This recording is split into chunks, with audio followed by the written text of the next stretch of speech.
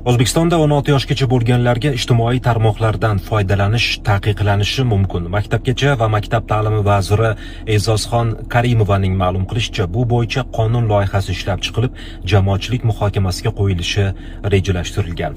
Ma'lumot o'rnida bir nechta davlatlar, Yevropa mamlakatlari yoki arab mamlakatlaridan Birlashgan Arab Amirliklarida allaqachon voyaga yetmaganlarni ijtimoiy tarmoqdan foydalanishni cheklashga qaratilgan qonunlar qabul qilingan.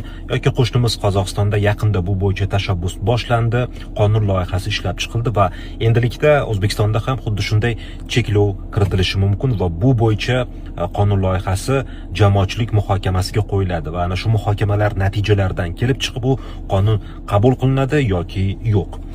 Sizningcha 16 yoshgacha bo'lganlarga mana shunday cheklovning o'rnatilishi, ya'ni ijtimoiy tarmoqlardan foydalanishni taqiqlanishi qanchalik to'g'ri yoki noto'g'ri? Fikringizni izohlarda qoldiring va bu videoni hali 16 ga kirib ulgurmagan, lekin allaqachon ijtimoiy tarmoqlardan foydalanayotgan uka-singillaringizga yuborib qo'ying.